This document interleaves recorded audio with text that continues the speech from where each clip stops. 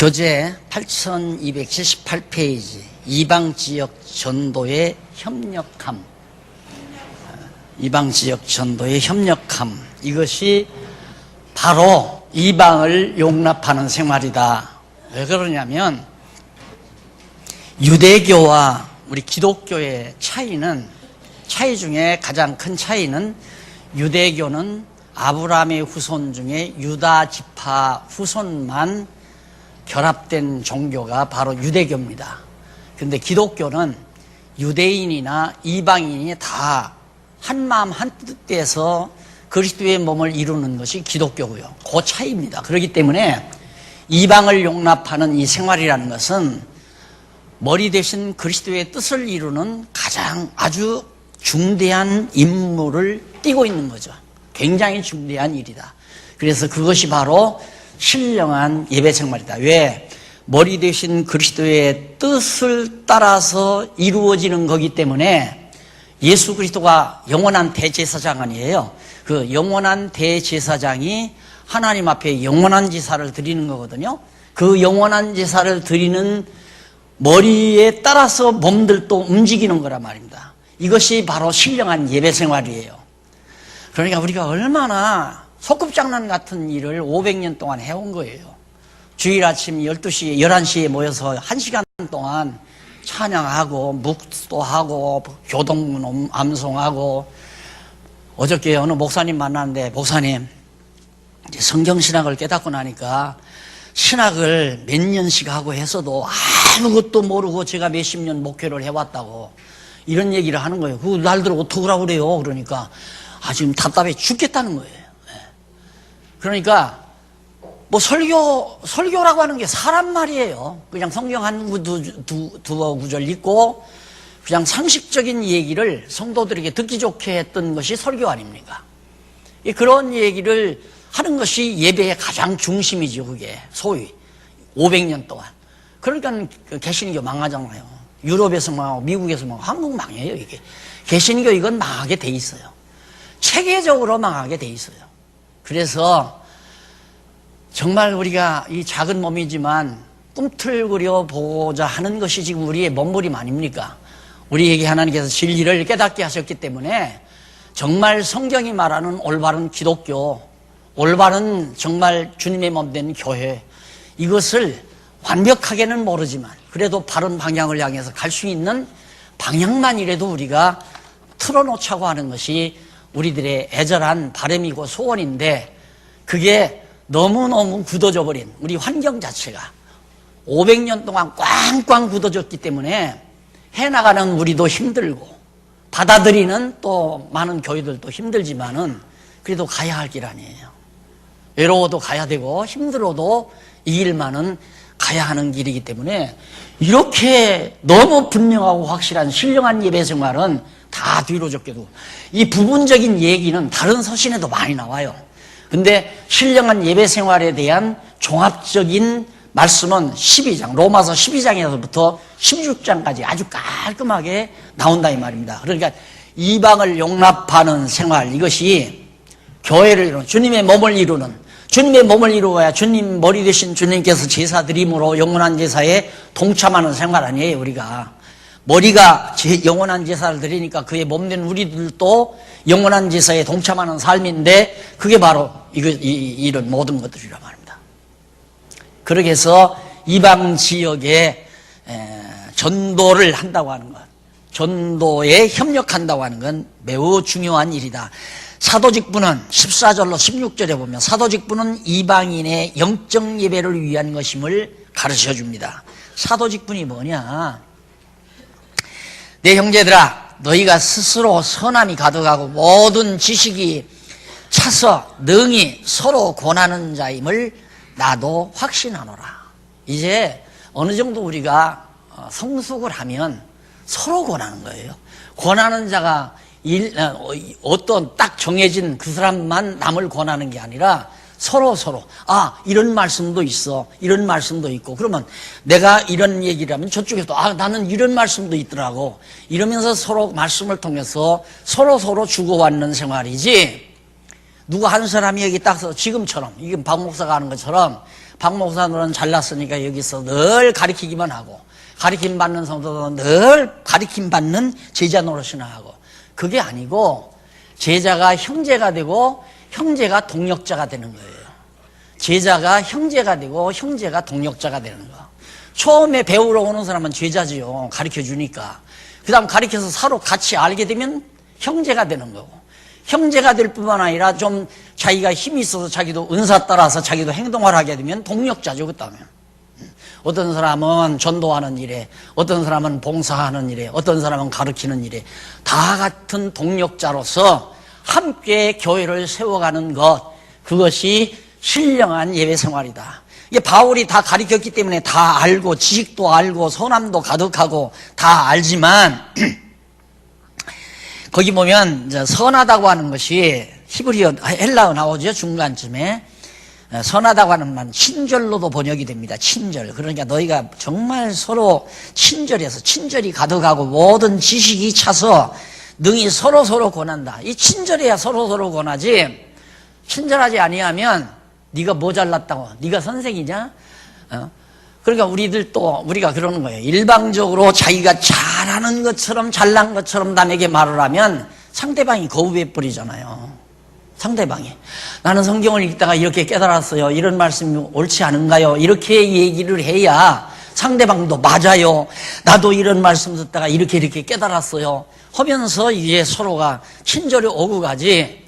가르치는 사람은 만날 귀족이 돼가지고 늘 가르치고, 가르침 받는 사람은 늘 제자처럼 굽신굽신대면서 배워야 되고, 이게 한국교회가 그동안 해왔던 일이란 말입니다. 그게 성장이 안 돼요. 동력자가 안 생겨요. 동력자가.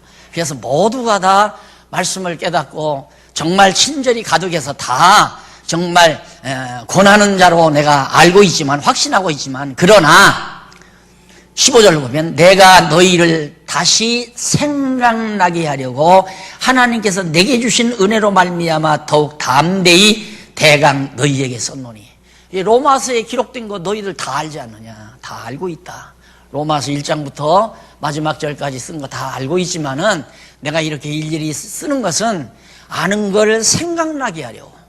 지금 여러분 듣는 얘기, 이것도 다 들은 얘기 아니에요. 다 들은 얘기거든요. 그런데 문제는 생각이 안 나는 거라.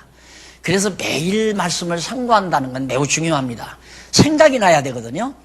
생각이 나와야, 생각이 돼야 생각을 하고 또 생각을 하면 거기 사상이 된다고 했잖아요.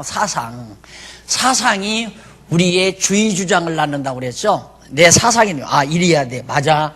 나는 약자를 보호하는 생활을 해야 돼. 맞아. 약자를 보호해야 돼. 이런 생각을 하게 되면, 약자를 보호해야 한다. 판단하지 아니하고 사랑으로 약자를 배려하자. 이 생각이 반복이 되면 그게 자기 사상이 돼서, 맞아. 나는 약자를 절대 판단하지 않겠다. 그리고 사랑으로 나는 배려하겠다. 이런 주의 주장이 딱 나오게 되면 행동으로 옮겨진단 말입니다. 그러니까 말씀 상고하는 사람과 안 하는 사람과는 달라요. 나도 하루라도 말씀을 상고하지 아니하면 빗나가요. 나갈 수밖에 없어요. 왜? 본래적으로 내중심적으로 살아가는 인간이니까. 타락한 인간 아니에요. 타락한 인간이기 때문에 내가 하나님의 말씀을 멀리하다 보면 자꾸 나 좋은 대로 행동하죠.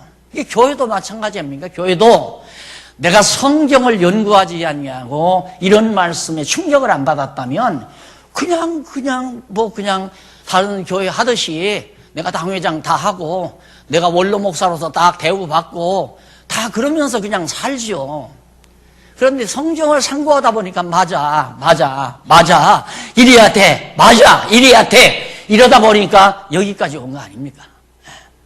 말씀이 생각나지 아니하면 내 행동이 안 나와요.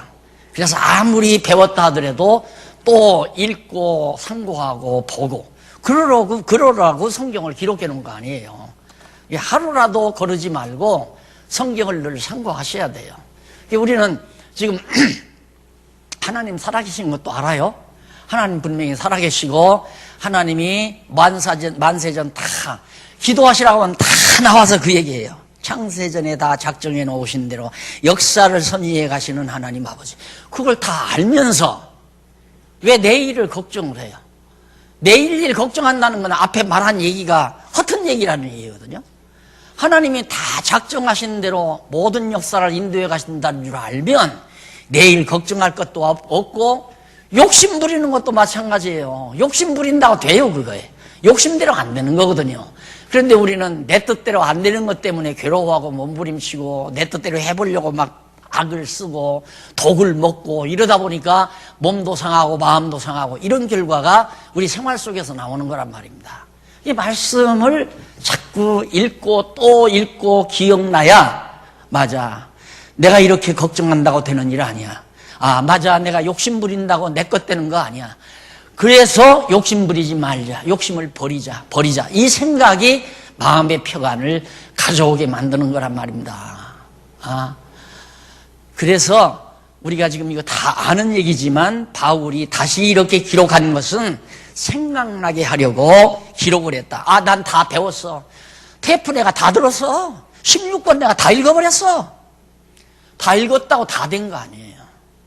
또 읽고 또 배우고 또 상고하고 서로 권면하고.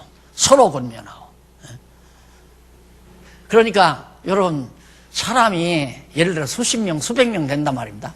어떤 사람은 신령한 생활, 예배 생활에 대해서 기억나야 될 사람이 있어요. 어떤 사람은 하나님의 여호와이심이 확증돼야 될 그런 분이 있어요. 그래서 이제 서로 공부하는 시간도 다르고 또 배워야 될, 자기가 생각나야 될 부분이 다르기 때문에 그래서 가정에서도 자기 스스로 복습해야 되고 교회 와서도 자기가 하고 싶은 공부를 해야 되고 그래서 기억나서 하나하나 성숙해 감으로 온 교회 성도가 믿는 것과 하는 것으로 딱 하나로 연결이 돼야 주님의 몸이 이루어지고 주님의 몸이 이루어져야 영원한 제사장으로 하나님께 영원한 제사를 드리는 그리스도와 함께 신령한 예배 생활을 하며 살 수 있게 되는 것이다. 지금 그 얘기입니다. 바울이 말하는 것은. 그러면서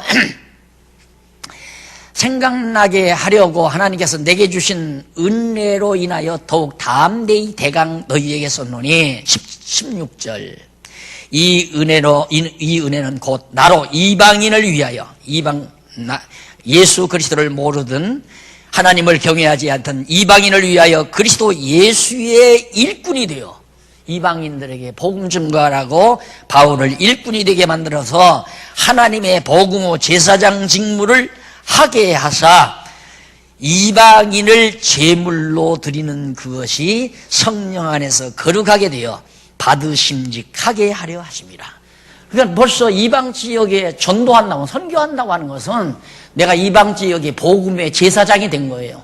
예수 그리스도는 영원한 대제사장이 된 거고 나는 내가 선교 회원이다. 그럼 나는 제사장이 된 거라 이 말입니다.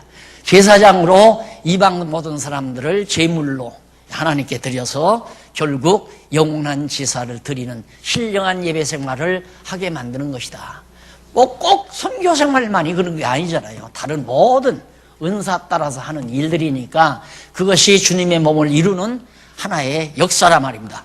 그걸 누가 다 목사가 앉아가지고 당신은 이거 이만큼만 해, 돈 이만큼만 줄 테니까 이것 가지고 당신의 이거 아니잖아요. 이거 하면 안 된단 말입니다.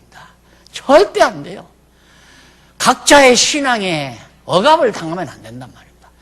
각자 머리 되신 그리스도께서 선교회원에게 나는 한 달에 10,000원만 전도하는 선교하는 일이 할래. 그 마음 준 대로 10,000원만 내면 돼요. 아니야 나는 50만 원 낼래. 50만 원 내가지고 하는 거예요. 그걸 똑같이 회원이니까 10,000원씩만 내. 이것도 틀린 얘기죠. 하나님께서 각자에게 주시는 은사 따라서 소원대로 하도록 자유롭게 놔둬야 돼요. 그래 교회는 한없이 자유스러워야 돼요. 누가 누구를 억압해서도 안 되고 누가 누구를 지배해서도 안 되고 누가 누구를 자기가 다스려서도 안 되고 자기 수하에 두려고 해서도 안 되고 모두가 우리가 주님 그리스도의 지체이기 때문에 머리가 각자 성도들을 주관해야 진정한 교회지. 대제사장은 한 분이에요. 제사장이 제사장을 지배하려고 하면 안 되잖아요. 선교하는 제사장이 또 봉사하는 제사장이 또 무슨 예를 들어서 구제하는 제사장이 다른 교회를 간섭하려고 해도 안 된단 말입니다. 그건 다 머리가 간섭하는 일이기 때문에. 그래서 교회는 정치가 있어서는 안 된다. 절대 안 돼요. 정치가 있어서는 안 돼요. 교회는 정치가 없는 곳이에요. 정치는 세상 나라, 세상 정권의 정치가 있는 것이지, 교회는 오직 만왕의 왕 되신 그리스도만이 성도들 개개인을 성령을 통해서 다스려가는 것이 신령한 교회고, 그렇게 다스림을 받는 것이 신령한 예배다 하는 얘기입니다. 그래서 거기 보면 하나님의 복음의 제사장이 되어 직무를 하게 하사, 이것도 하게 하사, 직무를 내가 하는 게 아니라 하나님이 하게 해요. 그러니까 하라고 인간이 명령, 왜 당신은 왜 회원이 안 돼? 당신은 왜 전도 회원이 안 돼? 이러지 말라 그 말이에요. 하게 하는 분이 누구냐면 머리 대신 그리스도께서 전도 회원이 되기도 하고, 봉사 회원이 되기도 하고, 구제 회원이 되기도 하고, 후원 회원이 되기도 하고, 자유롭게 절대 강요하지 말고 억압하지 말고, 당신 여기 안 들어오면 왕따 당한다? 이건 폭력이에요. 신앙적 폭력. 절대 권면, 그런 권면은 하지 말아야 돼요. 당신 그렇게 10,000원인도 돈이라고 내? 5만원 내, 5만원. 이것도 안 된다 이 말이에요. 1,000원 내면 어떠고 10,000원 내면 어떠고 5만원 내면 어때요? 하나님 보시기에는 가난한 자의 엽전한 분이 더 커요. 그러니까 이 한 달에 50만원 버는 사람이 예를 들어서 5,000원 냈다. 500만원 버는 사람이 5만원 내는 건, 5만원 내는 건 당연하잖아요. 도리어 50만원 버는 사람이 5,000원 낸 사람, 50만원 버는 가운데서 5,000원을 낸 사람이 하나님 보시기에는 더 크죠. 500만원 벌면서 50만원 낸 사람보다, 5만원 낸 사람보다. 그러니까 돈 많고 적은 게 문제가 아니에요. 정말 머리 대신 그리스도께서 내게 소원을 주어서 내가 은사를 시행하고 사는가, 다시 말해서 사명 속에서 사는가, 그게 가장 중요해요.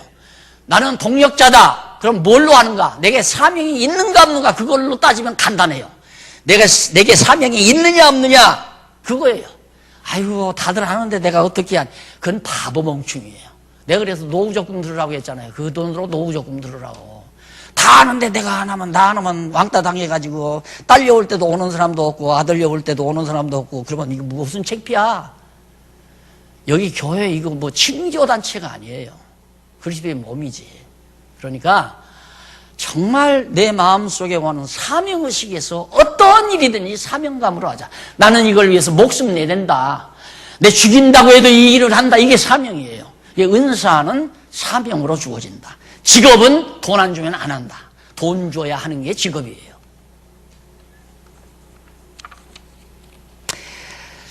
그 다음 넘어가서 17절로 21절에 보면 하나님의 일을 듣지 못한 이방인에게 전파함을 가르친다.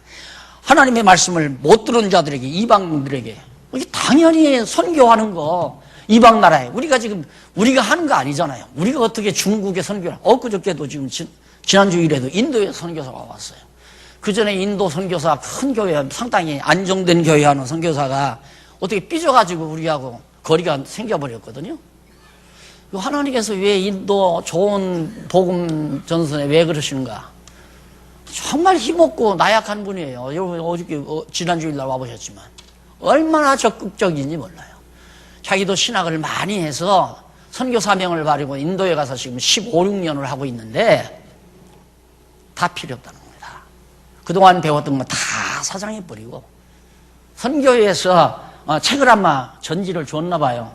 그거 그때 짐이 무거워 다 못 가자고 이번에 다 가지고 가서 계속 지금 공부하고 있고, 그걸로 지금 인도 원주민들에게 힌디어를 그 사람이 잘한대요. 힌디어로.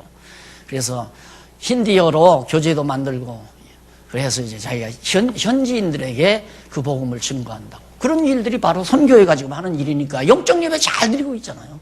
그런 것이 신령한 예배 생활이에요. 이 일을 그냥 소일 삼아서 하는 게 아니에요. 목숨 내대고 해야 한단 말입니다. 목숨 내대고. 예. 죽어도 나는 이 일만은 한다. 이게 바로 은사 일이고 사명이다. 자, 그래서 거기 17절로부터 21절까지 읽어보시면 아무리 바빠도 다 읽어보십시다. 15장 17절.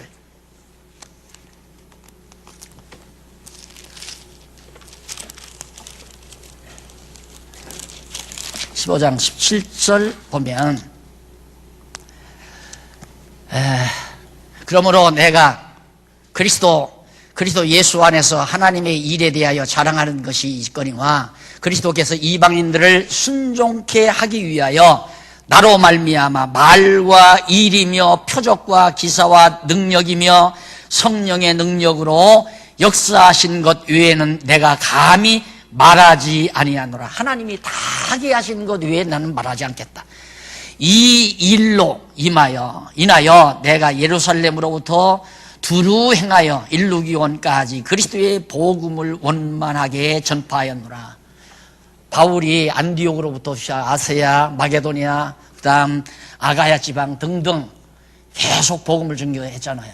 그래서 이제 이탈리아로 로마로 가고자 하는 그런 뜻을 밝히는 겁니다. 또 내가 그리스도의 이름을 부르는 곳에는 복음을 전하지 않기로 힘썼노니 이는 나무 터 위에 건축하지 않게 하려 한다 하는 내용이 거기 나옵니다.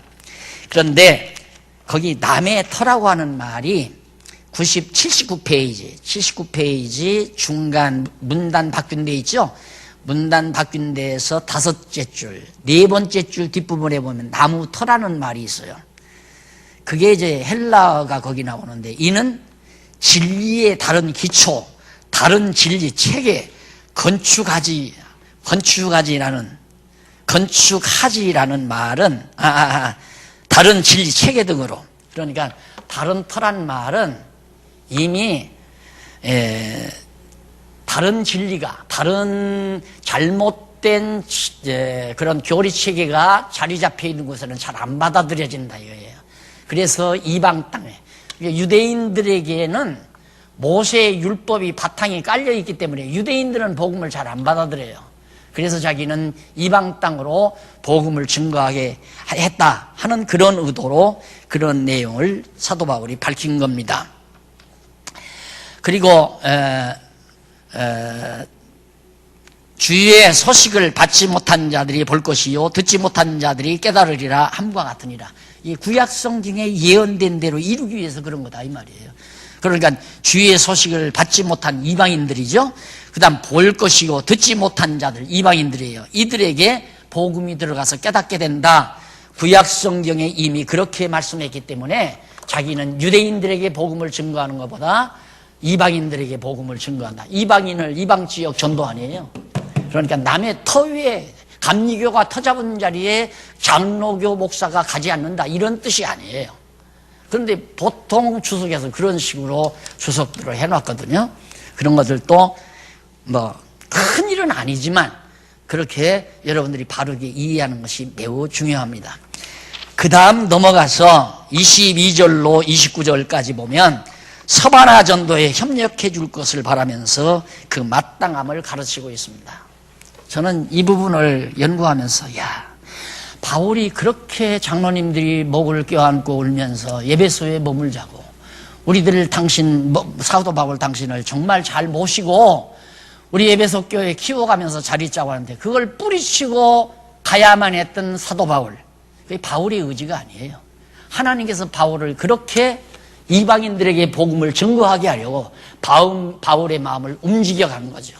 그렇게 해서 그 좋은 곳, 얼마나 좋아요. 다 안정된 곳, 그곳에서 목회를 했으면 얼마나 노후가 좋았겠어요. 예루살렘 가면 잡아 죽이니까 가지 말라고 그렇게 목매어 울면서 사정이라도 바울은 갔단 말입니다. 이게 바울의 마음이 아니라 하나님께서 바울의 마음을 움직여서 구약 성경에서 선지자들이 예언한 대로 이방 지역의 복음을 증거하게 하려고 스페인까지 가려다가 로마까지밖에 못 가잖아요. 그런 내용들이 지금 여기에 쭉 기록되어 있습니다. 그래서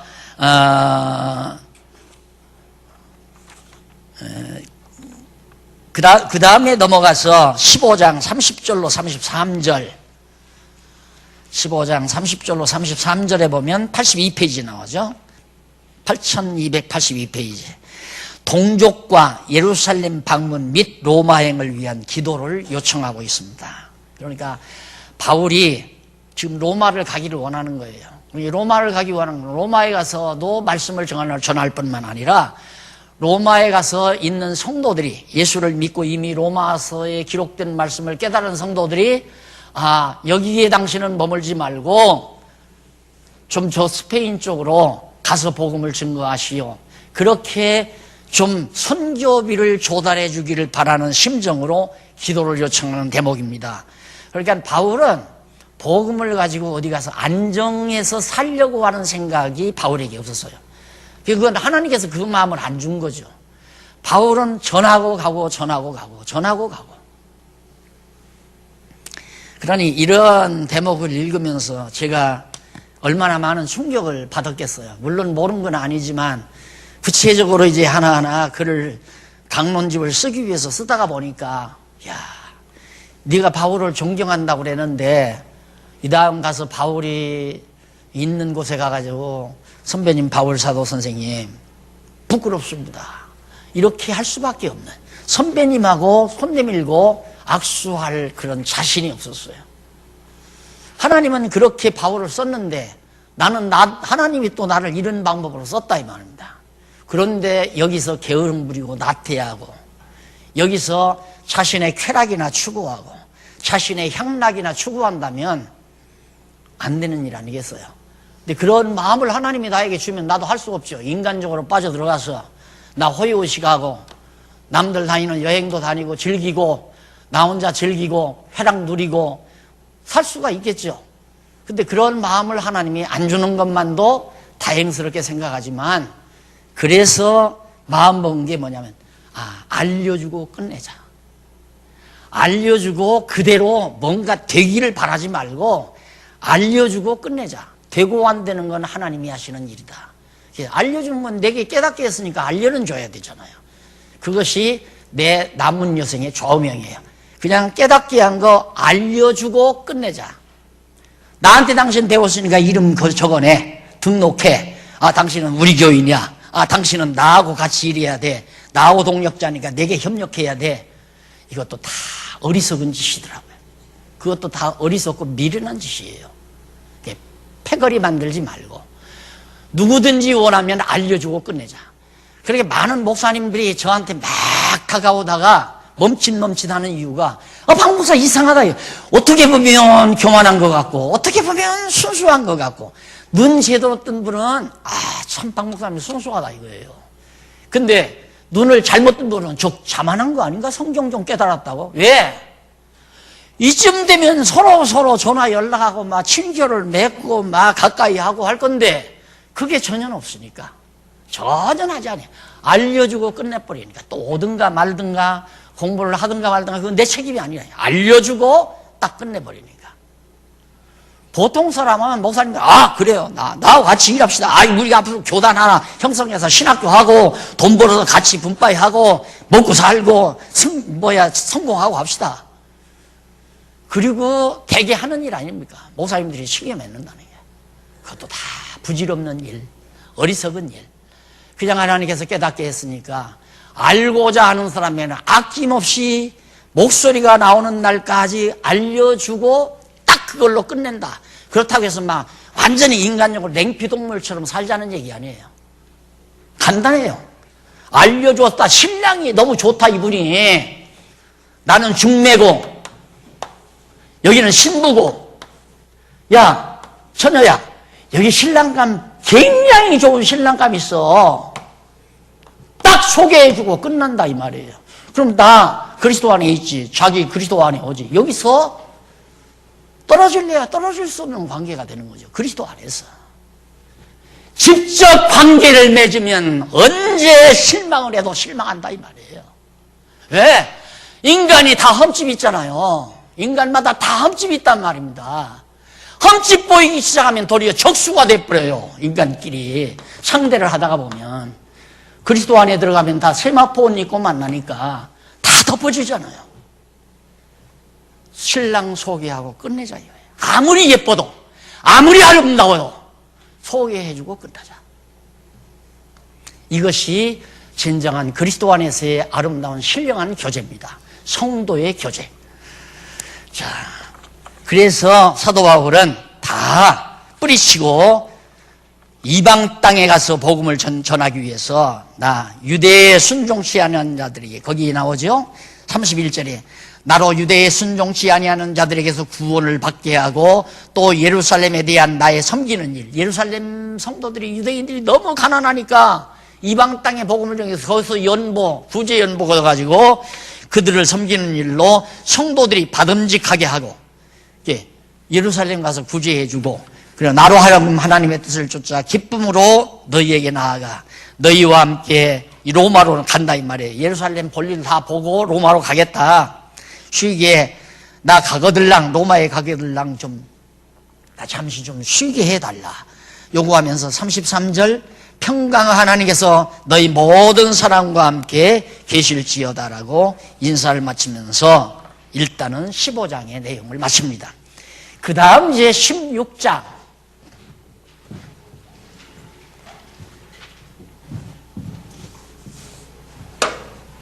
16장에는 다섯 번째죠. 한쪽 가로 다섯 번째, 교회를 세워가는 생활.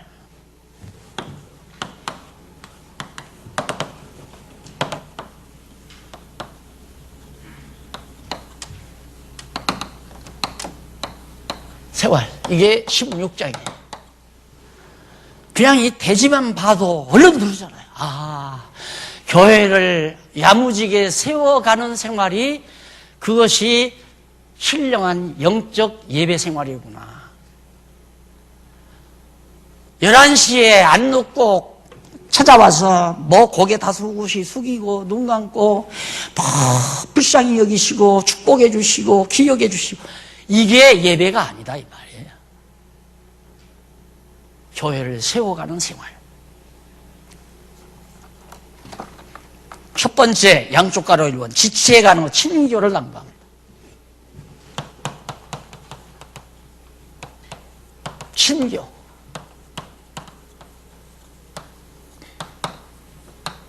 교회 세우는 게 뭐예요? 성도와 성도끼리 친하게 친교하는 거예요. 서로 교제를 나누는 거예요. 어디에서? 여기서. 그리스도 안에서 교제 나오지, 그리스도 밖에서 저들끼리 교제하다가 보면 파당이 돼버리고 인간 집단이 돼버리고 이것이 교회를 허는 행위가 되고 그리스도에게서 잘라지는 행위가 되고 안 된다 이거예요. 이건 어리석은 일이다. 교회를 허는 일이다 이 말이에요.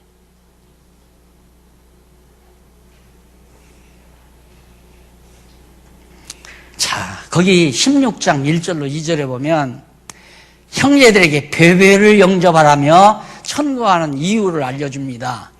내가 갱그리아 교회의 일꾼으로 있는 우리 자매, 여자예요. 자매 배배를 너희에게 천거하노니. 왜 그러냐면 바울이 편지를 써서 그때 당시에는 우체부가 없으니까 배배라는 소위 여집사라고 대부분 그러죠. 그러나 여기는 분명히 교회의 일꾼이라고 그랬어요. 교회의 일꾼이니까 거기는 남자가 없으니까 아마 베베가 교회를 인도에 갔는지도 모르죠. 그건 자세히 안 나와 있으니까. 어쨌든 베베도 바울과 함께 동역자예요. 함께 동역하는 사람이에요. 일꾼. 교회의 일꾼으로 있는 우리 자매 베베를 너희에게 천거하노니. 왜 그러냐면 바울의 편지를 이 베베에게 주어가지고 로마로 가지고 가라 이 말이에요. 베베가 편지를 전달하러 가는 겁니다. 그러니까 그 베베 가니까 2절 너희가 주 안에서 성도들을 합당한 예절로, 이게 매우 중요하죠. 성도 교제라고 하는 무례히 행치 아니하는 것이 매우 중요합니다. 그리스도 안에서 이렇게 살아간다고 해서 무례하게 예의 없이 서로가 하다 보면 하나가 상처를 입어요. 예를 들면 만날 때마다 가만히 보면 밥값을 거기다 지워버리고 자기는 밥값 하나도 안 낸다 이거야. 그것도 무례한 일이죠. 안 그래요? 그러니까 그리스도 안에서 살 때는 항상 사랑의 배려라는 게 필요하잖아요. 아유, 저분이 나보다 생활력이 약한데, 경제력이 약한데 이번에도 정말 큰 돈 썼겠구나. 내가 하여튼 전략을 해서라도 내가 언젠가는 또 답례를 해야지. 이런 생각을 하고 사는 것이 무례 행치 아니야. 그래, 그리스도 안에서는 한 번 사귀면 그리스도 밖으로 떠나가면 헤어지겠지만 그리스도 안에서 어떻게 헤어져요? 그리스도 안에서 사귀면 헤어질 수가 없는 거예요. 헤어진다고 하는 건 그리스도 밖에서 사귀었으니까 헤어지죠. 왜 헤어지는가? 그리스도 밖에 가보니까 세마포 옷이 다 벗겨지다 보니까 흠집밖에 안 보여. 여기도 흉터가 있고 저기도 흉터가 있고 저기도 실수가 있고 저기도 모순이 있고 전부 모순만. 왜? 자기가 섭섭하게 생각되니까 상대의 허물만 보이는 거예요. 그리스도 안에 있으면 세마포로 다 감싸버리니까 다 아름답게만 보이는 거예요. 다 아름답게만. 그러니까 서로 헤어질 수 없는 관계가 이루어지는 거죠. 그래서 교회에서 제일 경계해야 될 건 인간과 인간끼리 친숙한 거. 이게 가장 위험한 것입니다. 가장 위험한 거. 인간과 인간끼리. 이게 아주 위험한 것이다. 그리스도 안에서 만나서 서로가 흠집 없이. 그러면 그리스도 밖이냐 그리스도 아니냐 하면 상대의 허물이 보이면 그리스도 밖에 나온 거고, 상대의 허물이 보이지 아니하고 아름답게만 보이면 그리스도 안에 있는 거고. 참 저분은 끈질기신 분이야. 믿음이 굳으신 분이야. 진리를 사랑하는 분이야. 저분은 변함이 없으신 분이야. 좋은 면만 여기서는 다 보이지만 밖에 나오면 흠집만 다 보인다 이 말이에요. 세마포 벗고 나와 버리니까. 그럼 남의 허물 보이면 자기는 허물이 없나? 그래서 남을 판단하는 판단으로 자기가 판단을 받게 된다 이 말이에요.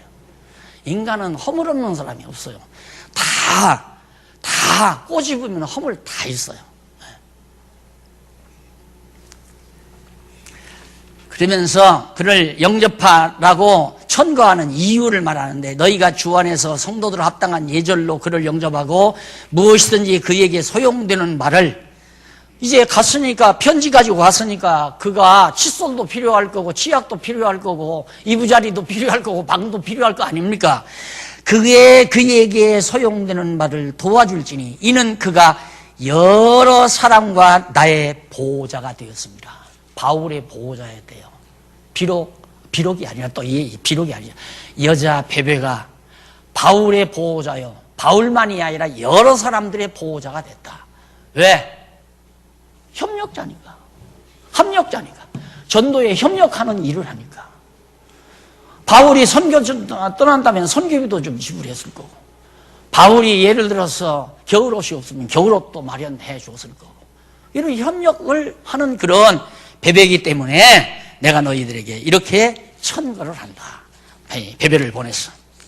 그러면서 3장 3절로부터 16절까지 보면, 여기에 인물이, 사람 이름을 지적한 이름이 한 30여 명이 나옵니다. 바울의 뇌리에는 처음에 그가 다메섹 도상에서 부름받고 그 다음 복음을 영접한 다음 처음에 안디옥 교회에 처음 가서 목회를 했잖아요. 그리고 아세아 파송받아서 선교하고 마게도냐로, 아가야 지방으로, 그래서 순회전도를 한두 번 하고, 그렇게 한 다음에 지금 로마로 갈 거거든요. 그때까지 바울의 머릿속에 생생하게 기억하고 있는 동역자들의 이름이 한 30명 나온다 이 말이에요. 이 사람들이 다 로마로 간 게 아니에요. 로마로 간 게 아니라 어떤 사람은 종의 출신도 있고 어떤 사람은 왕족의 출신도 있고 다양한 인물들이 여기 나와요. 그러니까 여기저기 있는, 마게도냐에 있는 사람, 아가야에 있는 사람, 아세야에 있는 사람, 이런 등등에 있는 성도들 가운데 바울의 뇌리에 남아있는 성도가 있을 거 아니에요. 당연히 어떤 자가, 동역자들이 남아있죠. 형제들이나 동역자가. 제자들은 여기서 언급을 안 해요. 형제나 동역자들. 이미 공부를 하고 깨닫고 나서 같은 뜻, 같은 마음을 가진 사람이나, 안 그러면 은사를 따라서 같이 동역자가 된 사람의 이름을 30여 명을 거론을 합니다. 이들을 다 영접하라 이 말이에요. 그 말은 뭡니까? 교회를 세우라 이 말이죠. 교회를 세우라. 그러니까 오늘 우리 장안중앙교회가 인도에 있는 성도나 중국에 있는 성도나 카나다에 있는 성도나 미국에 있는 성도나 일본에 있는 성도나 하나로 다 우리가 영접해 드리는 것은 한 주님 밑에서 머리 되신 주님, 영원한 대제사장의 몸이 돼가지고 영원한 제사, 신령한 예배 생활을 해가는 중요한 과제라 이 말이에요. 그것이 수도권에 있는 성도만 우리 교인이 아니다 이 말이에요.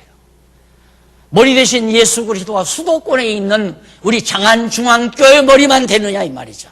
그건 아니잖아요. 포항에 있거나 대구에 있거나 마산에 있거나 부산에 있거나 광주에 있거나 어디에 있든 대한민국 안에 있는 다 동역자들이나 뿐만 아니라 해외에 있는 동역자들도 다 한 머리 대신 영원한 제사장이신 그리스도의 몸이기 때문에 우리 교인이에요. 다 우리 교인. 그래서 하나의 교회 운동이 우리가 하는 일 아니에요. 하나의 교회 운동. 따로 교회가 아니에요. 그러다 보니까 오해하시는 분들도 많이 있지만은 오해할 거 하나도 없어요. 다 우리 교회예요. 다 우리 교회. 그리고 이방을 용납해야 되니까, 이방 지역에 전도해야 되니까, 그래서 자꾸 우리가 하는 게 아니라 하도록 하나님께서 만들어 놓잖아요. 하나님께서. 이방 땅에 복음을 증거하도록. 언제 우리가 선교의 질을 개척한 일이 있습니까? 찾아오기도 하고 지금 찾아오잖아요. 선교사가 우리한테. 그게 요 근래 와서 지금 선교사들이 찾아오지 그전에 안 찾아왔잖아요. 그것도 이렇게 신령한 예배 생활을 하기 위해서 하도록 하나님이 만들어가는 거예요.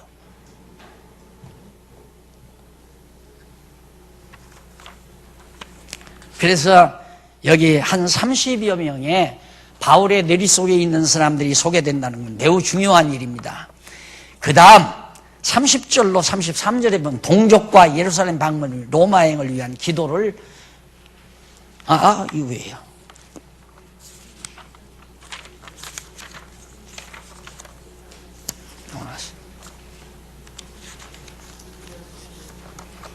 진리로 세워짐을 찬양하는 내용 16장.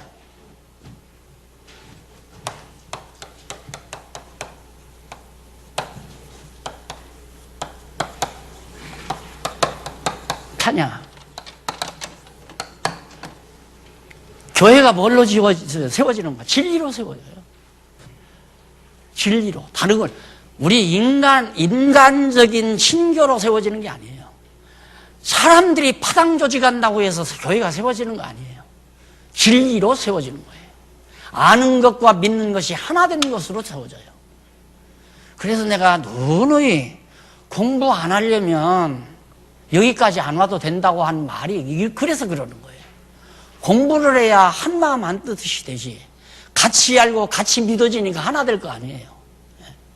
그래서 여기 진리로 세워짐을 찬양하는 내용이 17절로 20절 나오는데 91페이지 교훈을 거스려 분쟁을 일으키는 자를 경계해라. 성경 사도 바울이 지금 올바른 복음 진리를 가르쳐 놨는데 거짓 선생들이 따라 들어가가지고 로마에 들어가가지고 자꾸 휘저는 거예요. 바울의 말이 다가 아니다. 그 틀려먹었다. 너희들 율법 안 지키면 안 된다. 아무리 예수를 믿어도 할 일도 해야 되고 그러지 않으면 절대 천국 못 간다. 이런 식으로 자꾸만 성도들을 갖다가 이간 붙이고 성도들을 혼란을 일으킨다 이 말이에요.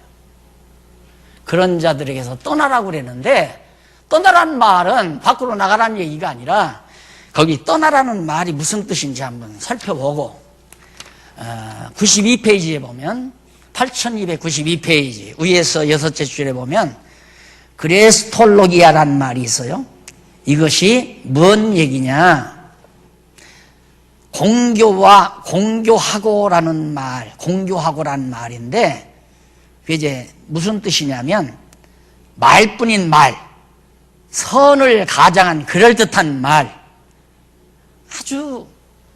그러니까 아주 그냥 말시간이 있어가지고 누가 들어도 깜빡 넘어가도록 그렇게 말을 한다 이 말이에요. 진짜 말처럼. 근데 말뿐이에요. 진실이 없는 말뿐이에요. 허상이란 말입니다. 거짓말. 그게 거짓말 잘하는 사람은 꾸미기를 잘 꾸밉니다. 앞뒤 그럴듯하게 다 꾸며요. 그러니까 다 쏘가 넘어가는 거죠. 그 유대인 거짓 선지자들이 그 짓을 했잖아요. 그래서 교회를 이간 붙이고 교회를 파탄시키고 교회를 세우는 게 아니라. 그래서 사도 바울이 이제 그런 자들에게서 떠나라는 말을 하죠. 떠나라고 하는 그 말은 죄송합니다. 저 뒤에 나오나요? 네. 벗어나라. 거기 나오죠. 벗어나라. 여기 91페이지 줄 바꾸기 전에 나오죠. 줄 바꾸기 전에 곧 형제들의 영혼을 죽음의 함정으로 끌어가는 자들을 말하는데 이런 자들과는 교제를 나누지 말고 경계하여 벗어나라. 예, 여러분 아주 간단합니다. 교회 와서 내 마음을 편안하게 하는 자와 내 마음을 불안하게 하고 화나게 하는 자 있잖아요. 교회 오면 언제든지 나를 화나게 만들고 분나게 만들고 내 생각을 혼란스럽게 만드는 거 그건 정상적인 게 아니죠. 정상적인 거. 설령 잘못된 일이 있더라도 다 인간이기 때문에 그럴 수 있는 거야. 우리도 그렇게 살잖아. 이해하고 우리들이 사랑으로 배려해야 된다고 이렇게 해야 사람들의 마음이 편안해지지. 자꾸 들추어가지고 흠집도 없는 걸 흠집 만들어서 자꾸 사람들을 괴롭히면 교회가 시끄러워지고 번잡해지고 그럴 거 아니겠어요. 그래서 그런 자들과는 가능만 하면 사귀지 말아라. 가까이 하지 말라고 말이에요. 가까이 하면 물드니까. 자, 이렇게 해서 16장 20절까지 나왔고요. 그 다음 21절로 24절에 보면 동력자 및 친척들의 로마 형제에 대한 문안을 밝혀줍니다. 여기 다시 나의 동력자 디모데와 나의 친척 누기오와 야손과 소시바더가 너희에게 문안하느니라. 바울의 머릿속에는 자기의 동력자, 기억나는 동력자, 앞에서 한 30여 명 됐죠? 여기서 한 서너 명 또 나와요. 근데 친척이란 말이 동족이란 말과도 같아요. 동족. 같은 유대인이라는 의미도 되고 또 바울과 실상 가까운 친척이 있을 수 있죠. 왜 그러냐면 복음이라는 게 이렇습니다. 예를 들어서 큰아들이 하나 받았잖아요. 큰아들의 영향을 받아서 동생이 받을 수도 있고 아버지 어머니가 복음을 들을 수도 있어요. 그러면 가정이 교회를 이루게 되죠. 그것이 가정교회입니다. 가정교회. 그래서 한국교회가 이렇게 망하게 되는 이유는 가정교회가 안 돼요. 가정교회가. 그러니까 가정교회가 안 되니까 그 다음 자녀들이 신앙 안에서 자라지를 못해요. 불신자의 가정문화 속에서 자녀들이 자라다 보니까 젊은 어린 아이들이 교회에서 점점 멀어져 가요. 그러다 보니까 나이 들고 노쇠해져서 세상 끝나면 교회가 문 닫고 마는 거예요. 그래서 가정교회를 반드시, 바울도 친척이라는 말을 했지만 가정교회가 이루어져야 된다. 어머니 아버지가 믿고 어머니 아버지가 신앙생활하는 그 문화 속에서 자녀들이 자라나게 되고 자녀들이 거기서 기독교 문화의 혜택을 입고 성장해서 또 자녀들을 낳아서 기독교 문화로 양육해가고 그래서 신명기에도 보면 너희 자녀들에게 여호와 경외하기를 가르치라. 모세가 말하잖아요. 가장 중요한 것이 가정교회입니다. 지교회보다도 더 중요한 것이 가정교회예요. 그래서 우리는 홈티처가 있잖아요. 홈티처. 그러니까 가정에서 가르치는 선생님. 팀교사, 홈교사. 가정에서 성경을 가르치는 엄마 아버지가 홈교사가 돼야 돼요. 그리고 교회 오면 팀교사들이 또 가르쳐주고 홈교사는 엿새 동안 가르치고 팀교사는 하루 가르치고 한두 시간 가르치고 이렇게 해서 자녀들을 길러야 되는 거죠. 여기서 어제 목사님이 이러더라고요. 아들들이 원망을 하더래요. 아버지, 왜 우리는 성경을 안 가르쳤어요? 근데 거기 손자가 성경신학 여기 연수받는데 저 할아버지가 왔는데 할아버지를 따라서 연수를 받아요. 3시간 동안 깜빡 안 하고 눈 초롱초롱 뜨고 연수를 받더니만 이놈이 자기 이제 교회 목사님한테 목사님 유대인들이 왜 예수를 그렇게 죽이려고 했습니까? 그렇게 물었대요. 그러니까 그 사람들이 예수님이 누군지 모르고 죽이려고 했다. 그렇게 대답을 했대. 저 엄마가 오면서 너 왜 그런 질문했냐 그러니까 내가 몰라서 질문한 게 아니라 목사님이 바르게 아나 모르나 그걸 점검하기 위해서 물었다고. 근데 목사님 대답이 틀렸잖아. 예수님 죽이기 위해서 하나님의 뜻대로 예수님 죽이기 위해서 유대인들이 예수를 미워한 거 아니냐고. 성경신학적으로 제대로 알았잖아요. 그러니까 11살짜리가 어리다고 무시하면 안 돼요. 어린아이들 가정에서부터 그렇게 해서 결국 가정교회가 잘 이루어지므로 여기 사도 바울도 친척들 로마 형제들에게 대한 문안을 전해줍니다. 로마 형제들이 당신들에게 문안한다. 그리고 마지막 25절로 27절 거기 보면 감춰있던 복음으로 견고케 할 하나님의 영광을 찬양합니다. 결국 교회가 뭘로 세워지는가? 진리로 세워집니다. 진리로. 이게 감춰있던 비밀 아니에요? 복음 진리로. 하나님의 말씀, 성경 이거 아니면 교회가 견고해질 수가 없어요. 흔들리죠. 그냥 흔들리죠. 내 신앙도 각각 우리의 신앙도 나부터라도 만약에 날마다 공부 안 하고 성경 상고 안 하면 나부터도 자꾸 인간적인 생각이 나오죠. 섭섭하기도 하고 억울하기도 하고 속상하기도 하고 부흥이 복받쳐 오르고 이걸 어떻게 감당해요? 나는 사람 아닌가요? 사람이죠. 그런데 하나님의 말씀을 상고하는 동안 나도 모르게 마음에 평안함이 오고 차분하게 가라앉게 되고 인내심이 생기고 끝까지 사랑으로 배려할 마음도 생기고 견딜 마음도 주시고 그렇게 해서 승리하도록 하나님께서 이끌어가고 이렇게 해서 교회가 견고하게 세워지는 것에 대해서 하나님을 찬양하는 이 놀라운 역사가 로마서 마지막 끝까지 나타납니다. 이것이 곧 뭐냐? 신령한 예배 생활이다. 그러니까 보세요. 하나님께서 로마서 1장부터 3장 20절까지 불의, 인간의 불의 그 다음 11장까지 하나님의 의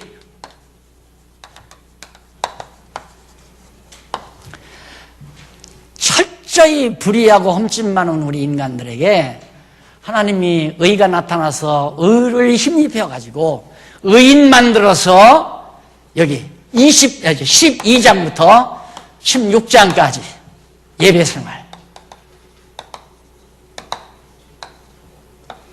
하나님이 죄 가운데 가두어서 전부 불의하게 만들어 놓으셨다가 하나님의 의로 의인 만들어서 하나님 앞에 신령한 예배생활을 하게 하신다.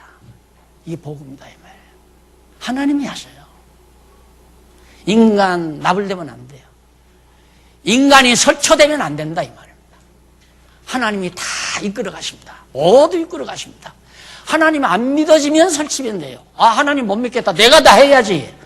하나님 나 하시는 일 나 못 믿겠다. 내가 열심히 해서 내가 해야지. 이러다 보면 이제 인간이 나타나게 되고 권력이 나타나게 되고 힘이 작용하게 되고 인간의 추악한 모든 것들이 다 드러나게 되고 그렇게 해서 많은 사람들이 상처를 입고 힘을 잃게 되고 그런 결과를 가져오게 되는 겁니다. 물론 그것도 하나님이 그렇게 하게 하시는 거죠.